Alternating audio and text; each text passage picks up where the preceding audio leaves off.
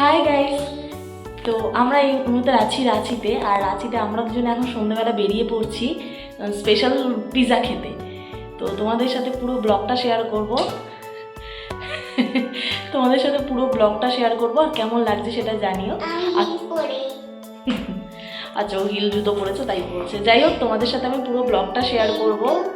কিন্তু আমি এই ড্রেসের সাথে চুল বেঁধেছি, আবার হেয়ার ব্যান্ডও পরেছি সাদা কালারে। পিঙ্ক ড্রেসের সাথে সাদা কালারে হেয়ার ব্যান্ড, চুলটাও একটু উঠে গেছে।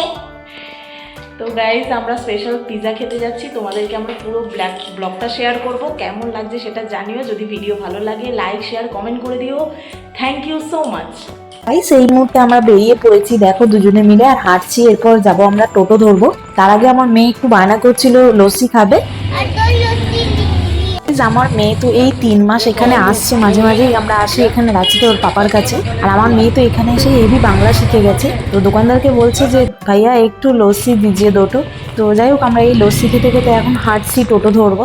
আর তোমাদেরকে তার আগে একটা জিনিস দেখাই। এখানে রামনবমী পালন হয় খুব সুন্দর বড় করে। এই দেখো, পুরো এখানে সাজানো হয়েছে, এত সুন্দর লাগছে।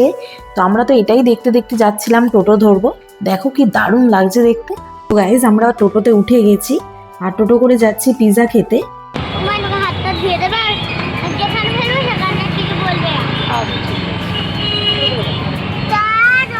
এদিকে আমার পাকা বুড়িকে দেখো, এনা রাস্তায় কোনো কিছু খেলে সেই প্লাস্টিক বা কোনো কিছু না রাস্তায় ফেলে না, হাতে করে নিয়ে গিয়ে বাড়িতে গিয়ে ফেলে। এই যে টোটো করে গেছে, একা একা বসে থাকবে, কিছুতেই আমার কোলে বসবে। আমার মেয়েটা একটু বেশি পাকা, একটু বললেই শুনবে না। ও এখন বড় হয়ে গেছে, ও ধারে বসে একা একা যাবে। তো আমি তোমাদেরকে যেটা দেখাচ্ছিলাম, পুরো রাঁচিটা এত সুন্দর সাজিয়েছে না রামনবমী। সিরিয়াসলি আমাদের কলকাতায় মনে এত সুন্দর সাজানো হয় না রামনবমীতে। দেখো কি সুন্দর লাগছে। আর লালপুর চকে প্রচন্ড জ্যাম রয়েছে, খুব জ্যাম রয়েছে। দেখো, জ্যাম থাকলেও আমার মেয়ের তো কিছুই এসে যায় না। ও তো একজন বাঙালি টোটো আঙ্কেল পেয়ে গেছে, তো তার সাথে সমানে উঠে বসে গল্প করছে, ওর কিছু এসে যায় না। তো যাই হোক, আমরা টোটো থেকে নেমে একটু হাঁটতে শুরু করলাম, এত জ্যাম ছিল। তো হাঁটতে হাঁটতে ফাইনালি আমরা দোকানটায় পৌঁছে গেছি। আর রাঁচিতে এত স্ট্রিট ফুডের দোকান না, মানে খুব ভালো লাগে। মানে রাস্তায় প্রচন্ড স্ট্রিট ফুড, এখানে এলে জাঙ্ক ফুড তো প্রচুর খাওয়া হয়। আর আমার মেয়ের তো তস হয়েছে না, দোকানে এসে বারবার ঢুকে জিজ্ঞেস করছে হয়েছে হয়েছে করে যাচ্ছে। তো এখানে সবাই বসে পিৎজা বার্গার খাচ্ছিল, তো আমাদের সিট পাইনি। তো অনেকক্ষণ পরে তো একটা সিট পেয়েছি দুজনে। আর আমার মেয়েকে দেখো, দুষ্টুমি এখানেও কন্টিনিউ। তো তোমাদেরকে একটা জিনিস বলি, এখানে না সারা রাস্তায় তোমরা কেকের দোকান দেখতে পাবে। যেরকম আমাদের এখানে অনেক মিয়ামোর মঞ্জেনিস আছে, এখানে না কাস্টমাইজ কেক প্রচুর পাওয়া যায়। ছোট ছোট দোকান, কিন্তু খুব সুন্দর সুন্দর, মানে 200 টাকাতেও ভালো কেক পাওয়া যায়। এই আমাদের পিৎজা চলে এসছে। আর আমার মেয়ে বলেছিল পেপার পিৎজা দিতে, কার্টুনে দেখেছিল পেপার পিৎজা, তো পেপার পিৎজা চেয়েছে। ওকে পিৎজার সাথে না 2টো টিস্যু পেপার দিয়ে দিয়েছে। আর আমার মেয়ে টিস্যু পেপারটা দিয়ে ওটা ঢাকা দিয়েছিল, টিস্যু পেপারের মধ্যে সস লেগে গেছে।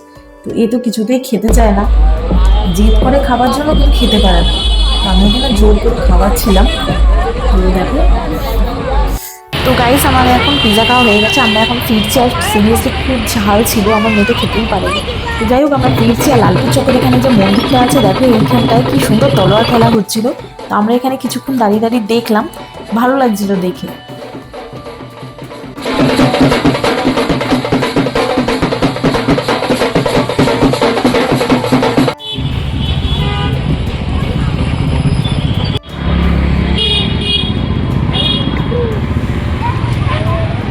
বাড়িতে বাচ্চা থাকলে ফোন ফেলে ফেলে বাচ্চারা যা অবস্থা করে সেটা তো সবাই জানোই। তাই জন্য প্রত্যেক 2-3 মাস অন্তর আমাকে ফোনের স্ক্রিন গার্ড চেঞ্জ করতে হয়। আর একেবারে ব্যাক কভারটাও চেঞ্জ করিয়ে নিলাম। তো এই করে এখন আমরা ফিরছি। আর এখানে যাওয়ার সময় পাপার জন্য কিছুটা আমরা চাউমিন নিয়ে নিলাম। আর এখানেও আমার মেয়ে দুষ্টুমি করে যাচ্ছিল, সে ফোনের ভিতরে একটা স্পঞ্জ পেয়েছে, সেটা দিয়ে কানের মধ্যে দিচ্ছি। Hello hello hello,